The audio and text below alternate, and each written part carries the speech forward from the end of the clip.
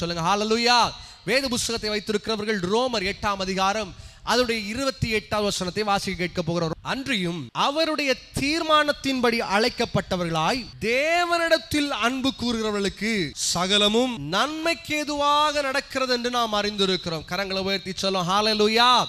இன்னைக்கு தேவனை ஆராதிக்கிற பிள்ளைகளுக்கு ஆண்டவர் சொல்லுகிற ஒரு வார்த்தை, உங்களுடைய வாழ்க்கையில் நடக்கிறது நீ நன்மையாக தான் நடக்க போகிறது. சத்தமா சொல்லுங்க ஹல்லேலூயா. இதுவரைக்கும் நம்முடைய வாழ்க்கையில தீமையான காரியங்கள் நடந்திருக்கலாம். இதுவரைக்கும் எடுத்து வைக்கிற ஸ்டெப்ல நம்ம ஒரு தீமைகள், ஒரு தோல்விகள், ஒரு துயரங்களை நாம் பார்த்திருக்கலாம். ஆனால் ஆண்டவர் சொல்லுகிறார், அவரை நம்புகிற பிள்ளைகளுக்கு, அவரை ஆராதிக்கிற பிள்ளைகளுக்கு அவர் சொல்லுகிற ஒரு வார்த்தை, சகலமும் எவ்ரிதிங் எல்லாமே அவர் நன்மையாக செய்கிற தேவனாக இருக்கிறார். சவுல் தாவீதை தெள்ளுப்பூச்சி வேட்டையாடுவதை போல வேட்டையாடி கொண்டிருக்கிறார். ஆனால் யோனத்தானோ தாவீதிற்கு நெருங்கினவனாக, அவனை நேசிக்கிறவனாக, அவரை தாங்குகிறவனாக இருந்தான். ஒரு நாள் சவுல் திட்டம் போட்டாரு, எப்படியாவது கொன்னுறணும் அப்படின்ட்டு இருக்கிறார். அப்ப தாவீது வனாந்தரத்தில் சுற்றி திரிந்து கொண்டிருக்கிறார். யோனத்தான் ஒரு காரியத்தை சொல்லுகிறார், ஐயா, நான் நாளைய தினத்துல இந்த அமாவாசையின் நாட்களிலே நாங்கள் சேர்ந்து இருப்பது உண்டு. அந்த நேரத்தில் ராஜாவிடத்தில் நாங்கள் பேசுகிறோம், சவுலிடத்தில் பேசுகிறோம். சவுல் ஒருவேளை உமக்கு சாதகமாக இருந்தால் நீர் செய்ய வேண்டிய காரியம் என்ன தெரியுமா? நீர் ஒரு கல்லின் பக்கத்திலே உட்கார்ந்து இருக்க வேண்டும். நான் ஒரு அம்பை உமக்கு மேலே, உமக்கு பக்கத்திலே நான் எய்து விடுவேன். அந்த அம்பு உமக்கு இடதுபுறத்திலே விழுந்தால் ஒரு சிறுவனை அழைத்து இடது பக்கத்தில் போய் எடுத்துட்டு வா என்று சொன்னால் நீர் அறிந்து கொள்ள வேண்டும், இது சமாதானமான காரியம். ஆனால் அதே நேரத்தில் அது வலது பக்கத்திலே விழுந்தால் நான் ஒரு காரியத்தை சொல்லுவேன், வலதுபுறமாக விழுந்திருக்கிறது, போய் எடுத்துட்டு வா என்று சொன்னால் நீங்கள் புரிந்திருக்க வேண்டும், இது நலமான காரியம் அல்ல.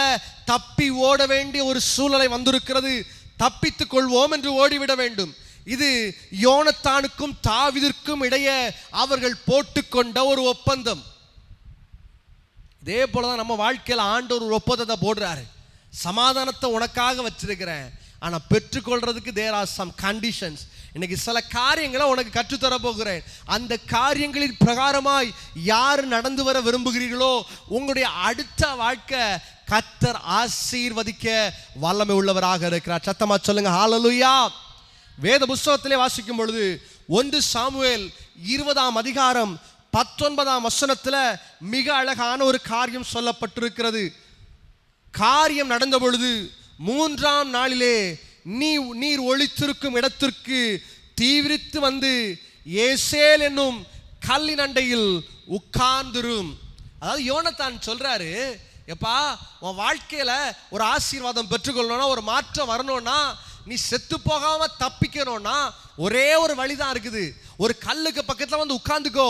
நான் அம்பை எய்தும் பொழுது அது எங்கே உழுவதென்று நீ கண்டுபிடிப்பாய், ஆனால் நீ தப்பிச்சிட முடியும்னு ஒரு காரியத்தை சொல்றார். இன்னைக்கு 3 காரியத்தை உங்க மத்தியில் சொல்ல போறேன். எதை செய்தால் ஆண்டவர் நம்மை ஆசீர்வதிப்பா, எப்படி இந்த ஆசீர்வாதத்தை நாம் சுதந்திரித்துக் கொள்வது, எப்படி இந்த துக்க நாட்கள்ல நம்ம இதை விட்டு வெளியே வருவதென்று தாவீதுடைய வாழ்க்கையில் நடந்த 3 காரியங்களை கொண்டு உங்கள் மத்தியில் பேசும்படியாக விரும்புகிறேன். அதே வசனத்தை 1 சாமுவேல் 20ஆம் அதிகாரம் 19ஆம் வசனத்தை வாசிக்க கேட்போம்.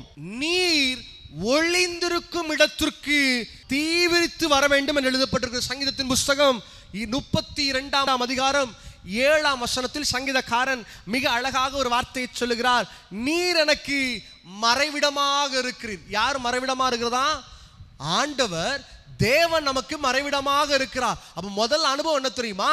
நாம் தப்பிக்க வேண்டுமானால், நாம் இந்த சூழ்நிலையில் காப்பாற்றப்பட வேண்டுமானால் முதல்ல செய்ய வேண்டிய காரியம், தேவனுடைய மறைவில் யார் கடந்து வருகிறார்களோ, தேவனுடைய சமூகத்தில் யார் கடந்து வருகிறார்களோ, யார் தேவனுடைய ஆராதனைக்கு முதலிடத்தை கொடுக்கிறார்களோ அவருடைய வாழ்க்கையில் ஆண்டவர் செய்கிற காரியம் நன்மைக்கு ஏதுவான காரியங்களை உங்கள் வாழ்க்கையில் வாய்க்க பண்ணுகிற தேவனாக இருக்கிறார். கரங்களை உயர்த்தி சொல்லுங்க ஹல்லேலூயா. இன்னைக்கு மனுஷன் சமாதானத்தை தேடி எங்கெல்லாமோ ஓடிட்டு இருக்கிறான். ஒரு பெரிய பணக்காரர் ஒரு ஊர்ல இருந்தார். அந்த பணக்காரர் என்ன பண்ணார் அப்படின்னா, எல்லாத்தையும் பணத்தெல்லாம் எடுத்து பார்க்கிறாரு, வீடு பார்க்கிறாரு, சொத்து பார்க்கிறாரு, எல்லாமே இருக்குது. ஆனா வாழ்க்கையில நிம்மதி இழந்து போயிருக்கிறார், சந்தோஷமே இல்லை. ஒரு நாள் கேள்விப்பட்டுக்கிறார், என் ஊருக்கு ஓரத்தில் ஒரு துறவி ஒருவர் இருக்கிறார், அவரிடத்துல போய் நம் சில விஷயங்களை கேட்டா அவர் நமக்கு ஆறுதலான சில ஆலோசனைகளை கொடுப்பார் என்று சொல்லி அவரிடத்துல வேகமா ஓடுறாரு. வேகமா போகும்போது என்ன பண்றாருன்னா, இருக்கிற காசு பணங்களை ஒரு மூட்டைகளை கெட்டி எடுத்துட்டு போறாரு. எடுத்துட்டு போய் அந்த துறவி கரங்கள்ல அந்த பணத்தை கொடுக்கிறார். கொடுத்தோன்னா அவர் கேட்கிறார், துறவி என்னப்பா ஒரு பெரிய மூட்டையா இருக்குது, இந்த பெரிய மூட்டைக்குள்ள நீ என்ன வச்சிருக்கன்னு கேட்கிறார். உடனே அவர் சொல்றாரு, ஐயா வாழ்க்கையில சமாதானத்தை இழந்து போனேன், வாழ்க்கையில துக்கத்தோட இருக்கிறேன், வாழ்க்கையில துயரத்தோட இருக்கிறேன், இந்த பணத்தை வச்சு எனக்கு எந்த பிரயோஜனமும் இல்லை, என் வாழ்க்கையில சமாதானமே இல்லை, அதனால தான் கொடுத்துட்டு போயிடலான்னு வந்தேன் அப்படின்னாரு. இந்த துறவி அடுத்த ஒரு வார்த்தை பேசவே இல்லை. அந்த அந்த பைய கையில தூக்குனாரு, குடுகுடுன்னு ஓட ஆரம்பிச்சிட்டாரு. இவரும் பின்னாடி கொஞ்சம் தூரம் ஓடுறாரு. ஓடி பார்த்துட்டு நினைச்சாரு, அடா படுபாவி பயல, நீ துறவி வேஷம் போட்டு திருட்டு பயலா இருந்திருக்கிற, தூக்கிட்டு ஓடிட்டியே. அவனால ஓட முடியல, அவர் ஓடி போயிட்டாரு. கொஞ்ச நேரம் கழிச்சு ஒரு இடத்துல ஒரு ஆலமரத்தின் கீழே இளைப்பாரி கொண்டிருக்கிறார். மூச்சு விட முடியாம நம்ம ஆளுக்கு பாவம் பாம்போல உட்கார்ந்து மூச்சு விட்டுட்டு இருக்கிறார். மூச்சு விட்டுட்டு இருக்கும்போது அந்த துறவி அந்த பையோடு அவன்கிட்ட வந்து அந்த பையன் முன்னாடி காட்டினாரு பாருங்க. அது வரைக்கும் இல்லாத சந்தோஷம், ஆஹா ஓகோன்னு சிரிக்க ஆரம்பிச்சான். ஆண்டவரை பார்த்து சொன்னான், ஆண்டவரே கொடுத்ததுக்காக நன்றி. இன்னைக்கு பல நேரத்தில் நம்ம சந்தோஷம் நம்ம கையிலே இருக்குது, ஆண்டவர் நமக்குள்ள இருக்கிறார், ஆனா அதை ஃபாலோ பண்றதுக்கு விருப்பம் இல்லை. அவன் கையில் இருக்கிற வரைக்கும் அந்த பணத்துக்கு அருமை தெரியல, ஆனா எடுத்துட்டு ஓடினாரு பாருங்க. அதே பணத்தை அவன் கையில கொடுக்கும்போது இது வரைக்கும் இல்லாத சமாதானம் அன்னைக்கு அவன் இருதயத்துல வந்துச்சான். இன்னைக்கு இதே போலதான் ஆண்டவர் நமக்கு கூட இருக்கிறாரு, நம்ம வாழ்க்கையில இருக்கிறாரு, ஆனால் அவரை நாம் பயன்படுத்த தெரியாமல் ஒதுக்கி வச்சிருக்கிறோம். காரணம் என்ன தெரியுமா? ஞாயிற்றுக்கிழமை மட்டும் ஆராதிச்சா போதும், ஞாயிற்றுக்கிழமை மட்டும் வேத புஸ்தகத்தை வாசிச்சா போதும், ஞாயிற்றுக்கிழமை மட்டும் ஜெபம் பண்ணா போதும். ஆண்டவர் சொல்லுகிறார், இரவும் பகலும், எப்போல்லாம் இரவு நேரத்திலும் பகல் நேரத்திலும் எப்போல்லாம் ஃப்ரீ டைம் கிடைக்குதோ அப்போல்லாம் அவருடைய வேதத்தின் ரகசியங்களின் ஆழங்களை நாம் பெற்றுக்கொள்ள ஆரம்பிக்கிறோமோ, நிச்சயமாய் தேவாவியானவர் நம்முடைய வாழ்க்கையில புதிய துவக்கத்தை கொடுக்க, ஒரு புதிய ஆரம்பத்தை கொடுக்க அவர் ஜீவன் உள்ளவராக இருக்கிறார். கரங்களை உயர்த்தி சொல்லுங்க ஹல்லேலூயா. வேத புஸ்தகத்தில் வாசிக்கும் பொழுது ஆண்டவர் சொல்லுகிறார், மரியாள் தன்னை விட்டு எடுபடாத நல்ல பங்கை தெரிந்து கொண்டார். எந்த பங்கு தெரியுமா? தேவனுடைய பாதத்திலே காத்திருக்கிற அனுபவம். இன்னைக்கு நிறைய பேர் நம்ம கர்த்தரை ஆராதிக்கிறோம், ஏதோ சும்மா வந்துட்டு சும்மா போயிட்டு இருக்கிறோம், சும்மா தேவ சமூகத்தில் உட்கார்ந்துருக்கிறோம், ஏதோ பாஸ்டர் கூப்பிட்டு இருக்கிறாங்க, ஞாயிற்றுக்கிழமை கடமை, நான் கிறிஸ்தவனா பிறந்துட்டேன் அதனால ஞாயிற்றுக்கிழமை 10 மணிக்கு ஆராதனை, 11 மணிக்கு போனா போதும்ட்டு சந்தோஷமா போய் உட்கார்ந்துட்டு 12 மணிக்கு வீட்டுக்கு வந்துடுறோம். ஆண்டவர் சொல்றாரு, துக்க நாட்கள் மாற வேண்டுமானால், துயரங்கள், சஞ்சலங்கள், போராட்டங்கள், கண்ணீர் நம்முடைய வாழ்க்கையில் மாற வேண்டுமானால், நம்முடைய மறைவிடமாக இருக்கிற சங்கீதக்காரன் மிக அழகாக சொல்லுகிறார், நீர் எனக்கு மறைவிடமாக இருக்கிறீர். யோனத்தான் சொல்லுகிறார், நீ மறைந்திருக்கிற இடத்திற்கு வேகமாய் கடந்து வா என்று சொல்லுகிறார். அங்கதான் உன் லைஃபோட டர்னிங் பாயிண்டே இருக்குது. உன் வாழ்க்கையில் ஒரு மாற்றத்தை தேவன் அந்த இடத்துல கட்டளை இடுகிறார். எந்த இடம் தெரியுமா? நீர் என்னுடைய மறைவிடமாக இருக்கிறீர். தேவன் நமக்கு மறைவிடமாக இருக்கிறார். அவரை சார்ந்திருக்கும் பொழுது, அவருக்குள்ளே மறைந்திருக்கும் பொழுது தேவ ஆவியானவர் நமக்காக வாசல்களை திறக்க அவர் கிருபை உள்ளவராக இருக்கிறார். சத்தமா சொல்லுங்க ஹல்லேலூயா. வேகமாக இரண்டாவது ஒரு காரியத்திற்குள்ளே கடந்து செல்லும்படியாக விரும்புகிறேன். 1 சாமுவேல் 20ஆம் அதிகாரம் 19ஆம் வசனத்தை மறுபடியும் வாசிக்க கேட்போம். ஏசேல் எனும் கல்லண்டையிலே உட்கார்ந்துரும். அதாவது யோனத்தானுடைய காரியங்களை நம்ம ஏற்கனவே உங்களிடத்தில் பகிர்ந்து கொண்டிருக்கிறேன். முதலாவது செய்ய வேண்டிய காரியம், நீ அந்த மறைந்திருக்க வேண்டிய தேவனுடைய சமூகத்துக்கு கடந்து வரணும். ரெண்டாவது ஒரு காரியம் எழுதப்பட்டிருக்கிறது, நீ உட்கார்ந்து இருக்க வேண்டும். You have to wait. இன்னைக்கு ஆசீர்வாதத்தை பெற்றுக்கொள்ள தேவன் சொல்கிற ரெண்டாவது ஒரு அனுபவம், உங்களுடைய வாழ்க்கையில காத்திருக்க வேண்டும். வசனம் சொல்லியிருக்கிறது, காத்திருப்பது இருதயத்தை இழைக்க பண்ணும், ஆனால் விரும்பினது வரும்பொழுது அது எப்படி இருக்கும்? ஜீவ விருட்சத்தை போல இருக்கும். இன்னைக்கு பல நேரத்தில் தேவ பிள்ளைகளுக்கு காத்திருக்க விருப்பம் இல்லை. இன்னைக்கு ஜெபம் பண்ணியாச்சா, இன்னைக்கு அற்புதம் நடக்கணும் இல்லையா? இந்த ஆராதனை சரியில்லை, இந்த ஜெப கூட்டம் சரியில்லை, இந்த சபை சரியில்லை, இந்த பாஸ்டர் சரியில்லை, மார்க் போடுற வாழ்க்கையை வாழ்ந்துட்டு இருக்கிறோம். ஆவியானவர் சொல்லுகிறார், காத்திருந்து பார். நீ காத்திருக்க காத்திருக்க காத்திருக்க உயரங்களிலே உன்னை கொண்டு செல்ல அவர் ஜீவிக்கிற தேவனாக இருக்கிறார். ஏசாயாவின் புஸ்தகம் 40ஆம் அதிகாரம் 31ஆம் வசனத்தை வாசிக்கும் பொழுது எழுதப்பட்டிருக்கிறது, கர்த்தருக்கு காத்திருக்கிறவர்களோ புதுபலன் அடைந்து கழுகை போல செட்டைகள் அடித்து எழும்புவார்கள். அவர்கள் ஓடினாலும் இளைப்படையார்கள், நடந்தாலும் சோர்ந்து போவதில்லை. வேத புஸ்தகம் மிக அழகாக நமக்கு கற்றுத்தருகிறது. வேத புஸ்தகத்திலே பார்க்கும் பொழுது ஆபிரகாம் தன்னுடைய வாழ்க்கையில 25 வருஷம் பிள்ளைக்காக காத்திருந்தார். Not for 1 year 2 year 3 years. நம்முடைய வாழ்க்கையில 3 வருஷம் 4 வருஷம் 5 வருஷம் அடுத்து சொல்றோம். அடுத்து பக்கத்து வீட்டில் இருக்கிறவங்க சொல்லுவாங்க, தத்தெடுத்துக்கோங்க பிரதர், தத்தெடுத்துக்கோங்க சிஸ்டர். 7வது வருஷம் சொல்லுவாங்க, இல்ல இல்ல இப்ப டெஸ்ட் டியூப் பேபி புதுசா கொண்டு வந்திருக்கிறாங்க, ட்ரை பண்ணுங்க. உலகம் இந்த வார்த்தை தான் சொல்லும், அதை ட்ரை பண்ணுங்க, இதை ட்ரை பண்ணுங்க. ஆனா என்னைக்கு நீங்க ஆண்டவரை ட்ரை பண்றீங்களோ, என்னைக்கு நீங்க இயேசு கிறிஸ்துவுக்காக வெயிட் பண்றீங்களோ, அன்னைக்கு தேவன் கொடுக்கிற ஆசீர்வாதம் உங்க வாழ்க்கையில வித்தியாசமா இருக்கும். சத்தமா சொல்லுங்க ஹல்லேலூயா. ஆண்டவர் ரொம்ப அழகா சொல்ற, எனக்கு மனுஷன் உங்களை பார்த்து சொல்ற ஒரே ஒரு வார்த்தை, அங்க ட்ரை பண்ணுங்க பிரதர், இங்க ட்ரை பண்ணுங்க சிஸ்டர். ஆனா இன்னைக்கு சொல்றேன், ஆண்டவரை ட்ரை பண்ணுங்க, இயேசு கிறிஸ்துவிடத்துல ட்ரை பண்ணுங்க. ஆண்டவருடைய சமூகத்தில், ஆண்டவரே, ஆபிரகாம் 25 வருஷம் காத்திருந்தான். நாட் ஃபார் 1 வருஷம், 1 வருஷம் இல்ல ராஜா, 2 வருஷம் இல்ல, எத்தனை வருஷம் ஆனாலும் நாங்கள் காத்திருப்போம் என்று சொல்லி பாருங்கள். மோசே இஸ்ரவேல் ஜனங்களை கானானுக்குள் வழிநடத்த அந்த வனாந்திரத்திலே 40 வருஷம் காத்திருந்தார். ஆண்டவர் காத்திருக்க வைக்கிறாருன்னா இன்னைக்கு ஒரே ஒரு காரியத்தை புரிந்து கொள்ளுங்கள், ஆண்டவர் என்னை காத்திருக்கிற வைக்கிறாரே, ஆனால் அவருக்கு ஒரு திட்டம் உண்டு. கரங்களை உயர்த்தி சொல்லுங்க ஹல்லேலூயா. இன்னைக்கு நான் இழந்து போயிருக்கிறேன், இந்த இழப்புகள்ல நான் காத்து கொண்டிருக்கிறேன், ஆனால் அதற்கு ஒரு திட்டம் உண்டு. இன்னைக்கு நான் தோற்று போயிருக்கிறேன், தேவ சமூகத்தில் தான் உட்கார்ந்து இருக்கிறேன், தேவ சமூகத்தில் ஜெபம் பண்ணிட்டு இருக்கிறேன், நான் தோத்து போயிருக்கிறேன். ஆண்டவர் சொல்றாரு, I have a plan for you. சத்தமா சொல்லுங்க ஹல்லேலூயா. அந்த பிளான் உங்களை சிதறடிக்கிற பிளான் அல்ல, உங்களை உயரே எழும்பி பறக்க வைக்கிற பிளானா இருக்கு. சத்தமா சொல்லுங்க ஹல்லேலூயா. தேவாவியானவர் உங்க மேல ஒரு திட்டத்தை வச்சிருக்கிறார், வெயிட் பண்ணுங்க. 2வது ஒரு அனுபவம் ரொம்ப அழகா சொல்லப்பட்டிருக்கிறது, அந்த கல்லின் பக்கத்திலே யூ ஹேவ் டு வெயிட் என்று சொல்லுகிறார். அப்பொழுது நான் அம்பை எய்யும் பொழுது அது இடது பக்கமாக விழுந்தால் உனக்கு சமாதானம் என்று அர்த்தம், வலது பக்கத்திலே விழுந்தால் நீ தப்பித்து விடு என்று சொல்லுகிற ஒரு மிக அழகான ஒரு சப்ஜெக்டை இந்த இடத்துல யோனத்தான் தாவீதிடத்திலே சொல்வதை பார்க்க முடிகிறது. ஆண்டவர் சொல்லுகிறார், காத்திருந்து பார், காத்திருந்து பார். தேவ சமூகத்தில் தேவாவியானவர் உன் சிறையிருப்பின் நாட்களை, போராட்டங்களின் நாட்களை, வேதனையின் நாட்களை மாற்ற வல்லமை உள்ளவராக இருக்கிறார். காத்திருந்து பாருங்கள். வேத புஸ்தகத்திலே வாசிக்கும் பொழுது யோசேப்பு 13 வருஷம் காத்திருக்கிறாரு.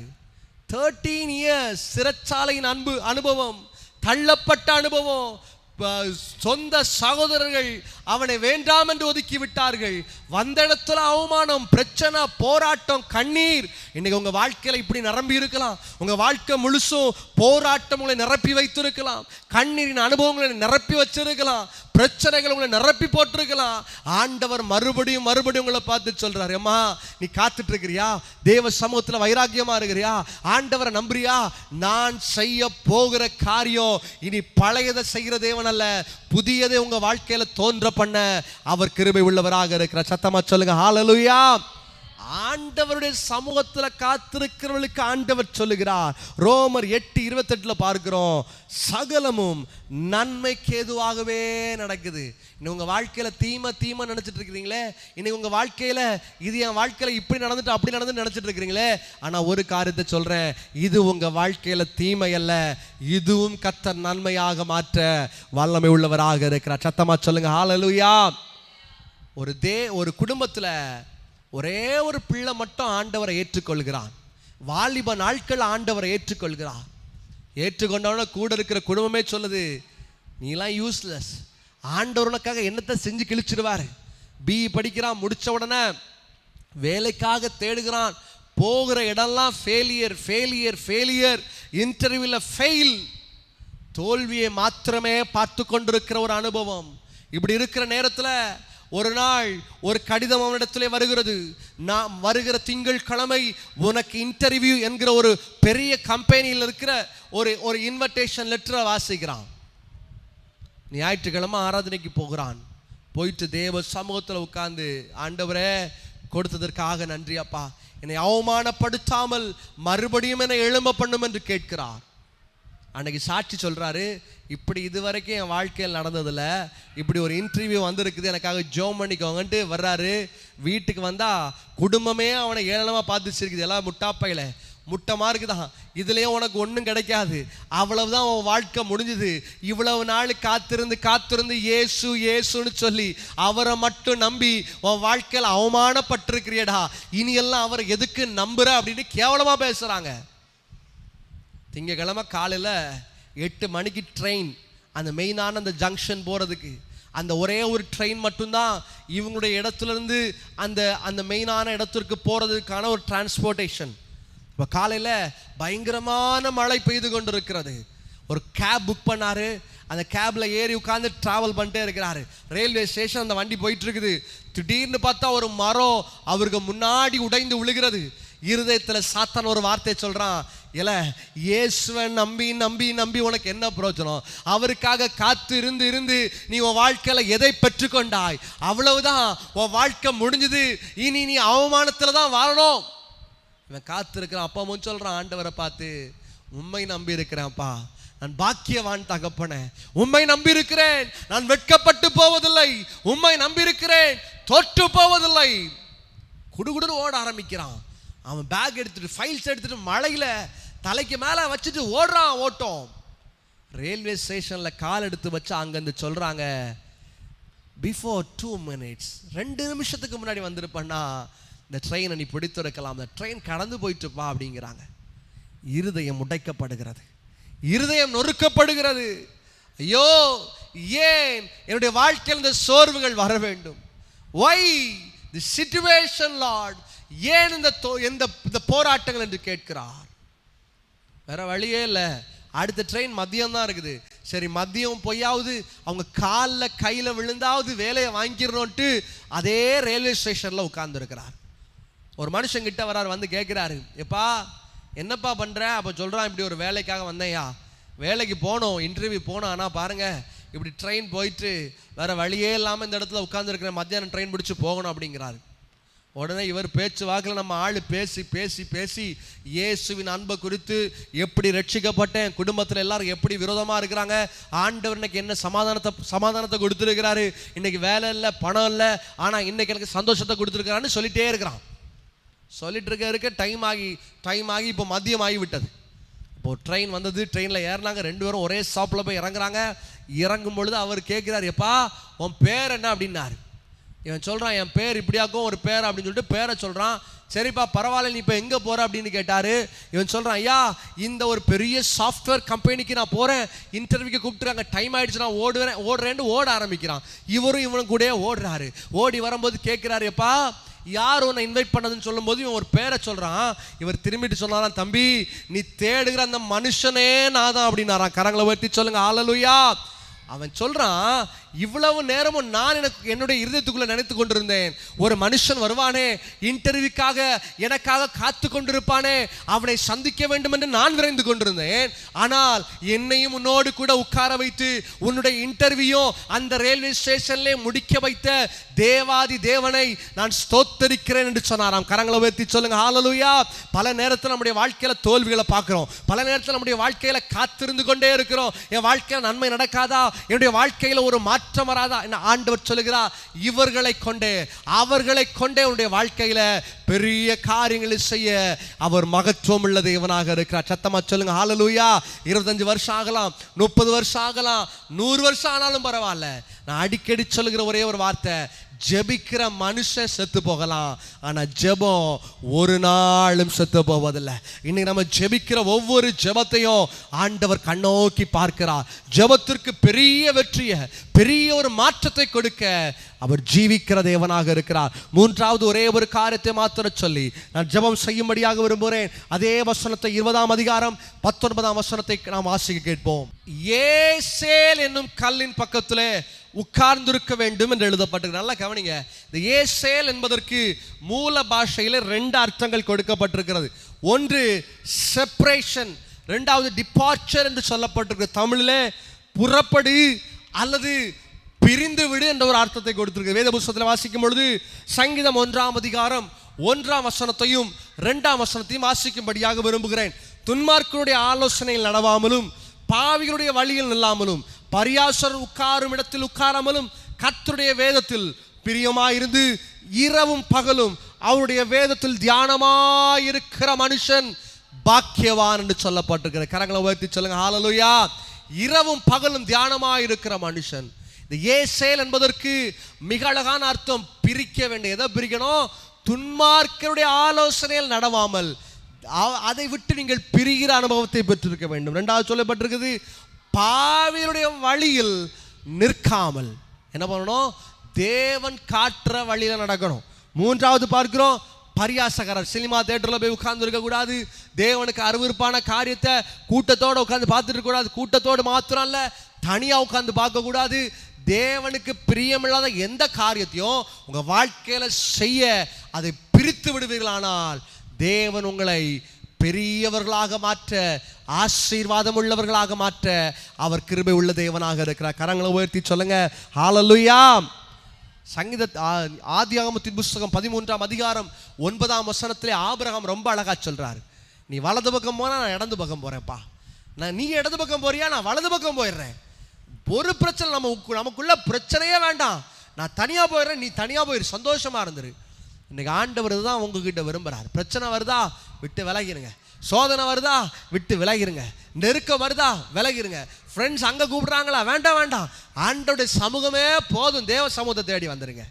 இன்னைக்கு தேவனை விட்டுட்டு தேவனுக்கு பிரியமில்லாத வழிகளை நடக்கிறதுனால, துன்மார்க்கருடைய ஆலோசனைகளை கேட்டு அந்த காரியத்தை செஞ்சா நான் ஆசீர்வாதமா மாறிடுவேன், இந்த காரியத்தை செஞ்சா என் பிள்ளைங்க நல்லா இருக்கும்ட்டு ஆண்டோடைய வார்த்தைக்கு செவி கொடுக்காமல், ஆண்டோடைய சத்தியத்துக்கு செவி கொடுக்காம மனுஷனுடைய வார்த்தைகளை கேட்பதனால இன்னைக்கு ஏமாந்துட்டு இருக்கிறோம். ஆண்டவர் சொல்றாருப்பா, இது வரைக்கும் ஏமாந்து போயிடலாம், கவலைப்படாத, இன்னையிலிருந்து உன் வாழ்க்கையை மாற்ற அவர் வல்லமை உள்ளவராக இருக்கிறார். கரங்களை ஊற்றி சொல்லுங்க ஹல்லேலூயா. அதற்கு செய்ய வேண்டிய 3வது காரியம், ஒரு செப்பரேஷன் தேவை, ஒரு மாற்றம் தேவை. அந்த மாற்றம் நம்ம வாழ்க்கையில் நம்ம குடும்பத்துக்குள்ளே கடந்து வருமையானால் நிச்சயமாய் தேவ ஆவியானவர் உங்களை பலப்படுத்த, உங்களை ஆசீர்வதிக்க அவர் வல்லமை உள்ளவராக இருக்கிறார். அன்றைக்கு தாவீது அந்த இடத்துல இருந்து ஓடுறா. காரணம் தெரியுமா? சவுல் தெள்ளுப்பூச்சியை வேட்டையாடுறது போல பயங்கர கோபத்தோடு இருக்கிறார். ஆனால் பார்க்கும் பொழுது 15 வருஷம் கழிச்சு அவன் அபிஷேகம் பண்ணப்பட்டு ஆஃப்டர் 15 இயர்ஸ் அவன் ராஜாவாக உயர்த்தப்படுகிறார். காரணம் என்ன தெரியுமா? 3 காரியங்கள் அவருக்குள்ளே இருந்தது. முதலாவது ஒரு காரியத்தை பார்க்கிறோம், கர்த்தரன் தேவத்துடைய மறைவுக்குள்ளே கடந்து வருகிறான். நீர் எனக்கு மறைவிடமாக இருக்கின்ற தேவத்துடைய பாதத்திலே கடந்து வருகிறார். 2வது பார்க்கிறாரு, இத்தனை பேர் அவனை எதிர்த்து வந்தாலும் காத்திருக்க பழகிறார். ராஜாவா அபிஷேகம் பண்ணியாச்சு, ஆனால் அபிஷேகம் பண்ண போதிலும் கூட அவன் தன்னுடைய தலைவனுக்கு கீழ்ப்படுகிறவனாக, தேவனுக்கு கீழ்ப்படுகிறவனாக, காத்திருக்கிறவனாக இருக்கிறான். நான் 3வது பார்க்கும் பொழுது அவர் ஒரு செப்பரேட் பண்ணுகிற ஒரு அனுபவத்தை பார்க்கிறோம். துன்மார்க்கருடைய ஆலோசனையில் நடவாமலும் பாவியுடைய வழியில் நில்லாமலும் பரியாசக்காரர் உட்காரும் இடத்தில் உட்காராமலும் கர்த்தருடைய வேதத்தில் இரவும் பகலும், ஆண்டவரே என்னோடு பேசும் அப்பா, மனுஷருடைய வார்த்தையை கேட்க விரும்பல, நீர் என்னோடு பேசுவதை கேட்க விரும்புகிறேன் என்று தன்னை ஒப்பு கொடுக்கிறான். கர்த்தர் அவனை ராஜாவாக மாற்றினார். இன்னைக்கு உங்க சூழ்நிலைகளை மாற்ற வல்லமை உள்ளவராக இருக்கிறார். ஆண்டவர் மிக அழகாக ரோமர் 8ஆம் அதிகாரம் 28ஆம் வசனத்திலே சொல்லுகிறார், தேவனிடத்தில் அன்பு கூறுகிறவர்களுக்கு சகலமும் நன்மைக்கு ஏதுவாகவே நடக்கிறது. நிச்சயமாக வருகிற நாட்களில் உங்களை நன்மையாக மாற்றுவார்.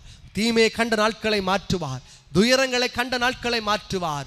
வேதனை நாட்களை உங்கள் வாழ்க்கையில் எடுத்து போட்டு உங்கள் வாழ்க்கையை பிரகாசிப்பிக்க, மறுபடியும் உங்களை ஜொலிப்பிக்க பண்ண வல்லமை உள்ளவராக இருக்கிற அந்த 3 காரியங்களை நினைவுகள் கொள்வோம். அடைக்கலமாகிய தேவனுக்குள்ளே கடந்து வருவோம், காத்திருக்கிற அனுபவத்துக்குள்ளே கடந்து வருவோம். 3வது பார்க்கிறோம், விலக வேண்டிய அனுபவங்களை விட்டு, விலக வேண்டிய நண்பர்களை விட்டு, தேவனுக்கு பிரியமில்லாத காரியங்களை விட்டு வெளியே வருவோமையானால் நிச்சயமாய் அவர் நம்மை ஆசீர்வதிக்க, நம்மை பலப்படுத்த வல்லமை உள்ளவராக இருக்கிறார். சகோதரர் எபிசாம் மூலமாக பகிரப்பட்ட இந்த தேவ செய்தி உங்களுக்கு ஆசீர்வாதத்தை கொண்டு வந்திருக்கும் என்று நாங்கள் நம்புகிறோம். இந்த வார்த்தையால் நீங்கள் ஆசீர்வதிக்கப்பட்டிருந்தால் இதை உங்கள் நண்பர்களுடன் பகிர்ந்து கொள்ளுங்கள். உங்களுக்கு ஜெபம் தேவையா? நீங்கள் எந்த நேரத்திலும் 9952813788 என்ற எண்ணிற்கு எங்களை அழைக்கலாம். எங்கள் அதிகமான பிரசங்கங்கள் மற்றும் நேரடி ஆராதனைகளை லைவ் வர்ஷிப் காண யூடியூப் உள்ள எங்கள் சேனலை பாருங்கள். RHEMAMINISTRIESNGL. தேவன் உங்களை ஆசீர்வதிப்பாராக.